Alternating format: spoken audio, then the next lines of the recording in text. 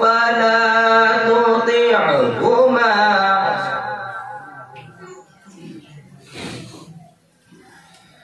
وصاحبهما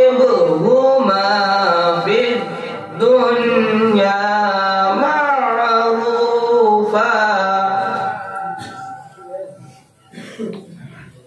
وصاحبهما في الدنيا معروفا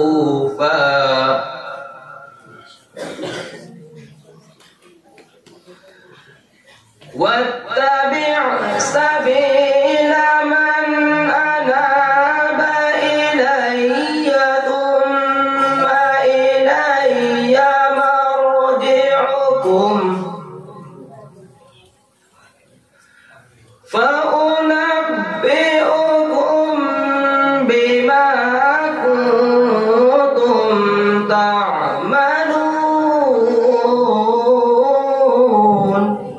ما شاء الله، बहुत खूब, सुभान अल्लाह. या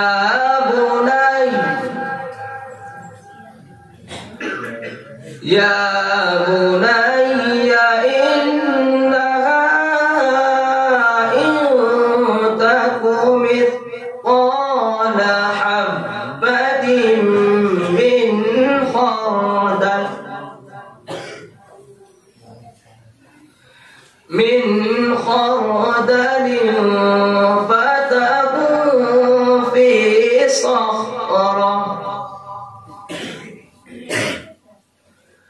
فتكون في صخرة أو في السماوات أو في الأرض يأت بها الله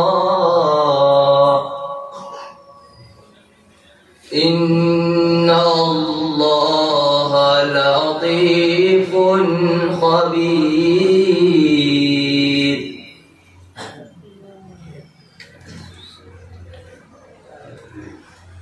يا بني أقم الصلاة وأمر بالمعروف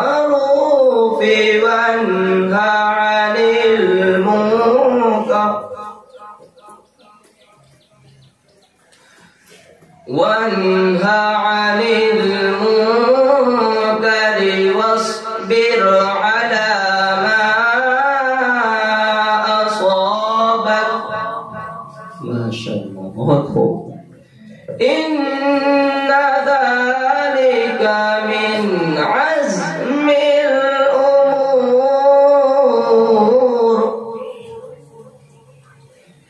إن ذلك من عزم الأمور.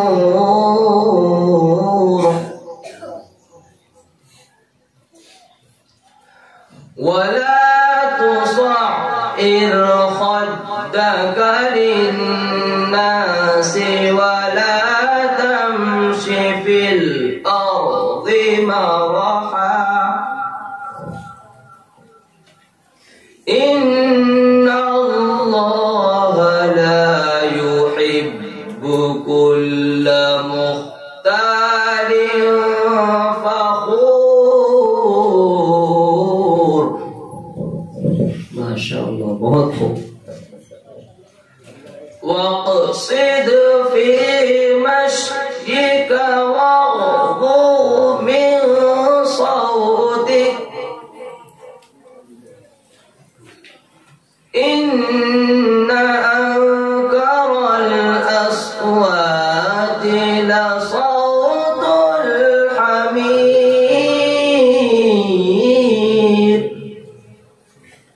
صدق الله العظيم.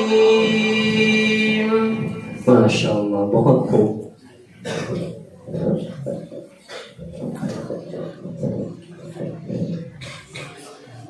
अब मैं फरीसानी के 5वें मुसाहिब मोहम्मद शाहिद इब्न मेराज को दावत देता हूँ कि वह है और तदबीरन तिलावत कलामुल्लाह पेश करे.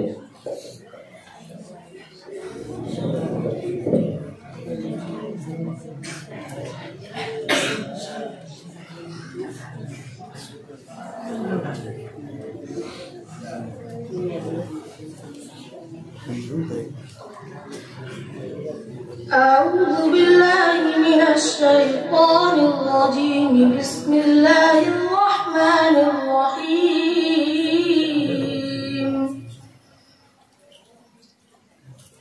عما تساءلون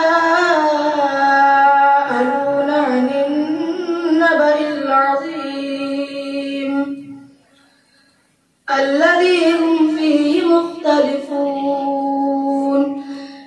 كلا سيعلمون ثم كلا سيعلمون.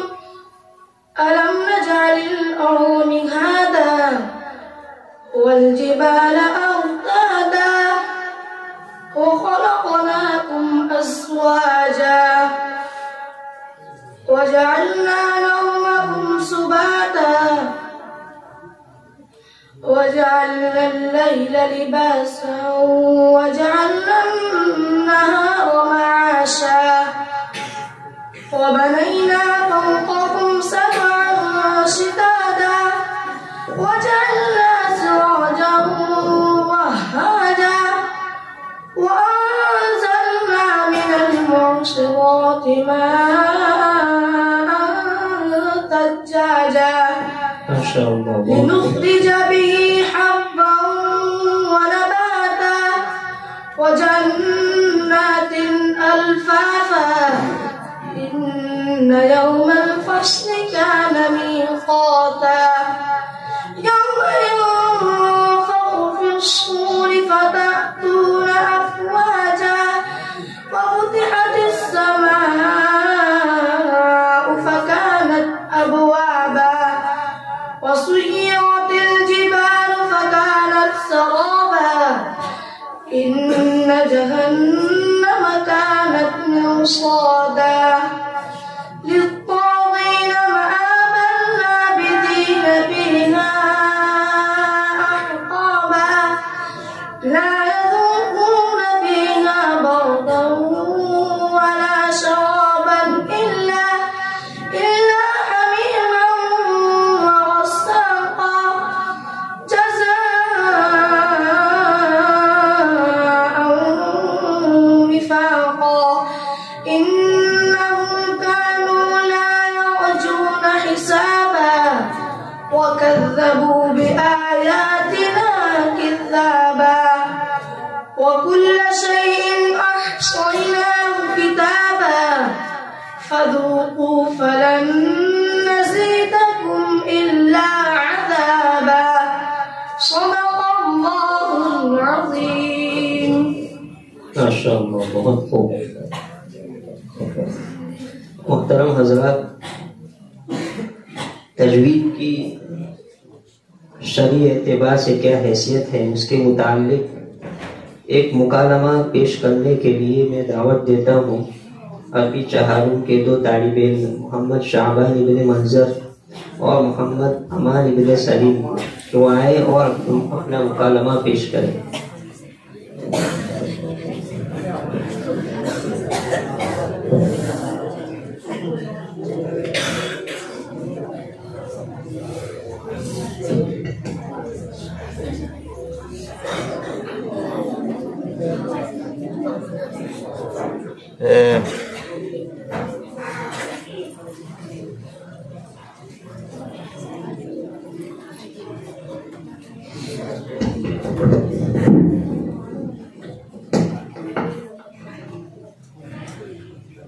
अस्सलामु अलैकुम वरहमतुल्लाहि वबरकातुहू। वालेकुम अस्सलाम वरहमतुल्लाहि वबरकातुहू। कहिए जनाब, क्या हाल है? अरे भाई, हाल तो अहले हाल का बेहाल और बदहाल से क्या हाल दरियाफ्त करते हैं? अरे भाई, काफी मुद्दे से ज़ियारत ही नहीं हो रही है। हाँ भाई, आप भी मशगूल, मैं भी मशगूल। मैंने तो अपने यहाँ स्कूल से फरागत के बाद अलीगढ़ यूनिवर्सिटी में दाखिला लिया है और तारीख को अपना मौजू बनाया है। और आप? मैंने फन्ने किरात की तकमील के बाद अब करीब के एक मदरसे में इल्म तजवीद की कुछ टूटी फूटी खिदमत अंजाम दे रहा हूँ। अच्छा, माशाअल्लाह, खिदमत कुरान मुबारक हो। और जैसा कि मैंने अर्ज किया कि मेरा मौजू तारीख ही है, اور اسی سے کچھ طبعی دلچسپی بھی ہے. کئی روز سے فن تجوید کی تاریخی حیثیت پر کچھ لکھنے پڑھنے خیال آتا رہتا ہے. آج قسمت سے آپ مل گئے تو آپ سے اس موضوع کے متعلق کچھ معلومات حاصل کرنا چاہوں گا. ماشاءاللہ بہت عمدہ موضوع ہے اور قرآن مجید بھی امم سابقہ کے عبرت آموز واقعات سے بھرا پڑا ہے. اور مجھے بھی تاریخ کا بڑا شوق ہے، خصوصاً اسلامی تاریخ تو میں دیکھتا ہی رہتا ہوں. بہرحال آپ اپنے دلچسپی کے مطابق سوالات فرمائیں، انشاءاللہ موقع پہ جو یاد آئے گا میں عرض کروں گا. اچھا، تو پہلی بات یہ عرض کرنی ہے کہ تجوید کی ابتدا کہاں سے ہوئی، اور چونکہ علوم شرعیہ میں سے ہے لہٰذا یہ بھی معلوم کروں گا کہ آیات منزل من اللہ ہے یا اصول و ثابت وغیرہ بعد کے لوگوں نے اپنی طرف سے وضع کر دیا ہے. اگر بعد کے لوگوں کی ایجاد ہو تو پھر اس کو علوم شرعیہ سے آر دینا کیسے درست ہوگا؟ حالانکہ تجوید سے قرآن مجید کی قراءت کرنا واجب شرعی قرار دیا گیا ہے. جی ہاں، علم تجوید علوم شرعیہ سے ہے اور قرآن مجید کو تجوید کے ساتھ پڑھنا واجب شرعی ہے اور اس میں کوئی شک نہیں. نیز یہ علم بعد کے لوگوں کا ایجاد کردہ نہیں بلکہ منزل من اللہ ہے، جس کی وضاحت علامہ قسطلانی رحمۃ اللہ علیہ نے اپنی کتاب لطائف الاشارات میں فرمائی ہے، جس سے یہ بات معلوم ہوتی ہے کہ کلام اللہ کے الفاظ اور اس کے کیفیات ان کی حفاظت کا اہتمام ابتدائی سے کیا گیا ہے. اور کیوں نہ ہو، جبکہ اللہ رب العزت نے خود اپنے قرآن مجید میں وَرَتِّلِ الْقُرْآنَ تَرْتِیلًا کے ذریعے اس کی تاکید فرمائی ہے، جس کے نتیجے میں حضور پاک صلی اللہ علیہ وسلم نے امت کو اس کی طرف خاص متوجہ فرمایا ہے. ابن خزیمہ کی صحیح میں حضرت زید بن ثابت رضی اللہ تعالیٰ عنہ سے نبی پاک صلی اللہ علیہ وسلم کا فرمان مرفوعا نقل ہے، ان اللہ یحب ان یقرأ القرآن کما انزل.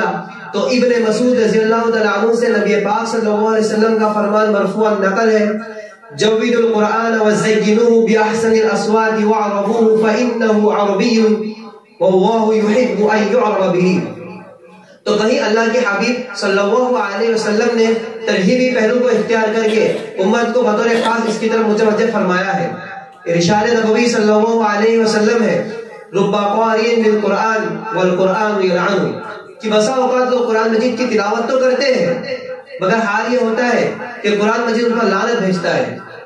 جبکہ بیچارہ بندہ تلاوت تو اس غرض سے کرتا ہے کہ اسے اپنے مولا حقیقی کی رضا نصیب ہوگی، اس کا کام بن جائے گا، مگر اس بیچارے کو کہاں معلوم کہ اس کی لفظی کوتاہی اور غفلت کے سبب وہ اطلاع نبی صلی اللہ علیہ وسلم کے بموجب اور اپنی تلاوت کے باعث اس کو بجائے رضا الہی کے حاصل ہونے کے مورد لعنت بنتا ہے. یہ امت کی بہت بڑی تنبیہ ہے، اللہم احفظنا منہ.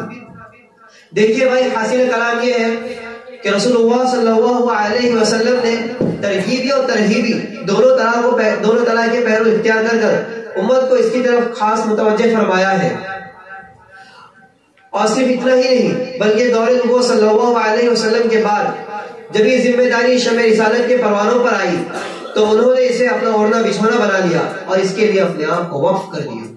ماشاءاللہ، تجوید کے ابتدا کے سلسلے میں کتاب و سنت کی روشنی میں ایسی مفید باتیں، تاریخی معلومات آج ہی آپ سے سنی، مگر آپ کی گفتگو سے یہ بات ظاہر ہو رہی ہے کہ تجوید کے سارے ہی قوانین منزل من اللہ ہے اور سب کی حفاظت بھی اکثر اہتمام کے ساتھ ہوئی ہے.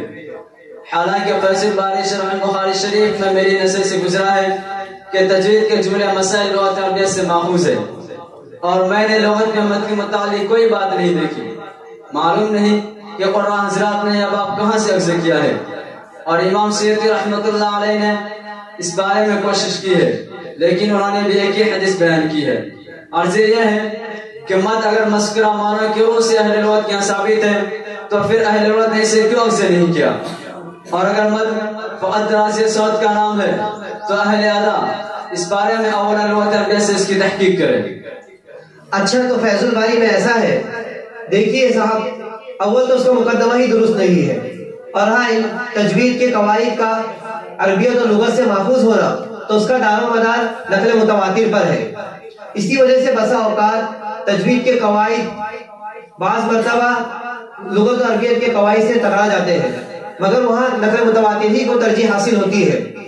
دیکھیے علامہ سیوطی رحمۃ اللہ علیہ نے الاتقان فی علوم القرآن میں تحریر فرمایا ہے کہ ایک مرتبہ حضرت مسعود رضی اللہ تعالیٰ عنہ ایک دیہاتی کو قرآن شریف کی تلاوت کرا رہے تھے. اس دیہاتی نے انما الصدقات للفقراء میں مد کے بغیر قرآن شریف کی تلاوت کی. تو ابن مسعود رضی اللہ تعالیٰ عنہ نے فرمایا کہ ہمیں رسول اللہ نے اس طرح نہیں پڑھایا ہے. اس دیہاتی نے عرض کیا کہ عبد الرحمن تو آپ کو رسول اللہ نے کس طرح پڑھایا ہے؟ ابن مسعود رضی اللہ تعالیٰ عنہ نے فرمایا کہ ہمیں رسول اللہ صلی اللہ علیہ وسلم نے انما الصدقات للفقراء مد کے ساتھ پڑھایا ہے. حالانکہ فقراء کو مد نہ کرنے کی صورت میں معنی پر کوئی فرق نہیں پڑتا، لیکن چونکہ لسان نبوت صلی اللہ علیہ وسلم سے مد کے ساتھ اخذ کیا تھا تو اس کے خلاف کیسے تعلیم دے سکتے تھے؟ اسی طرح حضرت انس رضی اللہ تعالیٰ عنہ سے نبی پاک صلی اللہ علیہ وسلم کا فرمان مرفوع نقل ہے من قال لا الہ الا اللہ ومدها فہدمت 4000 ذنب. امام جزیری رحمۃ اللہ علیہ فرماتے ہیں اگرچہ یہ روایت ضعیف ہے مگر فضائل اعمال میں معتبر ہے. دیکھیے تو مد کی بات نکل پڑی تھی. اب میں اپنے اصلی مقصد کی طرف چلتا ہوں کہ حاصل کلام یہ ہے کہ تجوید منزل من اللہ ہے اور اللہ کے نبی صلی اللہ علیہ وسلم نے اس کی تعلیم فرمائی ہے اور صحابہ اکرام رضی اللہ تعالیٰ عنہم اجمعین نے اس کی تعلیم و تعلم کا خاص اہتمام فرمایا ہے. خصوصاً بعض صحابہ اکرام رضی اللہ تعالیٰ عنہم معلم قرأت ہی کی حیثیت سے معروف و مشہور ہوئے. ماشاء اللہ، آپ نے اچھی معلومات افزا گفتگو فرمائی اور مسئلے کی تاریخی حیثیت کو اجاگر کر دیا. مگر ایک بات اور رہ جاتی ہے، وہ بھی عرض کرتا چلو ورنہ مسئلہ تشریح تکمیل رہے گا. آداب سے اتفاقی ملاقات ہو گئی ورنہ آپ کہاں ہاتھ آتے ہیں؟ جی ضرور عرض کیجیے. وہ یہ کہ اس فن کی حفاظت سینہ بسینہ کب تک ہوئی؟ جہاں تک مجھے یاد ہے پڑھنے اول ثانی میں اس فن میں کوئی کتاب نظر نہیں آئی، تو پھر اس کی تحریری حفاظت کا دور کہاں سے شروع ہوا ہے؟ دیکھیے بھائی، اس سلسلے میں میری نظر سے جو کچھ گزرا ہے میں اس کا مختصر عرض کروں گا کہ چونکہ اہل عرب ارباب لسان تھے، اس وجہ سے انہیں کسی قسم کے قواعد کی چندہ حاجت نہیں تھی. لیکن جب فتوحات اسلام کا دائرہ وسیع ہوا اور اسلام عرب سے نکل کر عجم لایا تو اہل عجم چونکہ ارباب لسان نہیں تھے، اس وجہ سے علماء حضرات کو خطر محسوس ہوا اور انہوں نے ایسے قواعد اور ضوابط وضع کیے جس کی وجہ سے اہل عجم بھی الذین آتیناہم الکتاب یتلونہ حق تلاوتی کے تحت داخل ہو جائے اور اس پر وارد تمام بشارتوں میں شامل ہو جائے. اس فن پر کام دوسری صدی میں شروع ہوا جس میں کبار نحات حضرت خلیل احمد رحمۃ اللہ علیہ، حضرت امام فرر رحمۃ اللہ علیہ، حضرت قطرب رحمۃ اللہ علیہ اور حضرت امام مبرد رحمۃ اللہ علیہ جیسی بڑی بڑی شخصیات شامل تھی. پھر اس کے بعد 5ویں صدی میں ایک اور کتاب وجود میں آئی جس کے مصنف امام ابو محمد مکی بن ابی طالب رحمۃ اللہ علیہ ہے. مصنف خود فرماتے ہیں چونکہ اس سے پہلے متقدمین کی کوئی بھی تجوید کی کتاب موجود نہ تھی، اس وجہ سے انہیں اس کی تعریف و تصنیف میں کافی مشکلوں کا سامنا کرنا پڑا. بہرحال اللہ تعالیٰ کی مدد سے ان کی تکمیل پوری ہوئی. دیکھیے بھائی، جو کچھ میرے ذہن میں تھا اور میری نظر سے گزرا میں نے آپ کے سامنے عرض کر دیا. آپ کو اگر مزید معلومات حاصل کرنی ہے تو اس کے متعلق گفتگو قاری محی الاسلام رحمۃ اللہ علیہ نے اپنی کتاب شرح ثواب قرات میں فرمایا ہے، آپ وہاں دیکھ سکتے ہیں. ماشاء اللہ، جزاکم اللہ، آپ نے اچھی معلومات افزا گفتگو فرمائی اور یہ آخری کتاب شرح سبا اب تک میں نہیں دیکھ سکا ہوں. اب انشاءاللہ اس کو ضرور دیکھوں گا. جی ضرور دیکھیے، ہو سکتا ہے آپ کے کتب خانے میں موجود ہو اور اگر وہاں نہ ملے تو آپ مجھ سے طلب فرمائیے، میرے پاس میرا ذاتی نسخہ موجود ہے. اچھا تو ٹھیک ہے، میں چلتا ہوں. السلام علیکم ورحمۃ اللہ وبرکاتہ. ماشاء اللہ، بہت خوب، جزاکم اللہ. اپنے اس سلسلوں کا آگے بڑھاتے ہوئے فرع اول کے چھٹے مصاحب محمد سعد اللہ ابن اسعد اللہ فارسی اول کے طالب علم کو دعوت دیتا ہوں کہ وہ آئے اور ترتیلاً تلاوت کلام اللہ پیش کریں.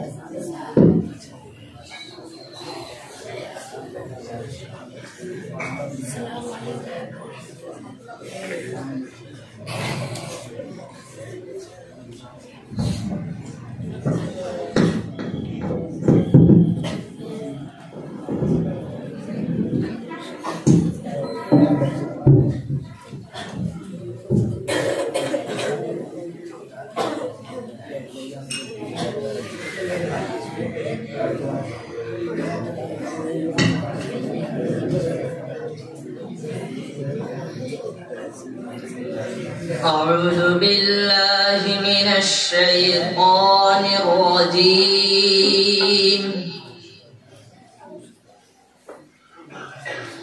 بسم الله الرحمن الرحيم.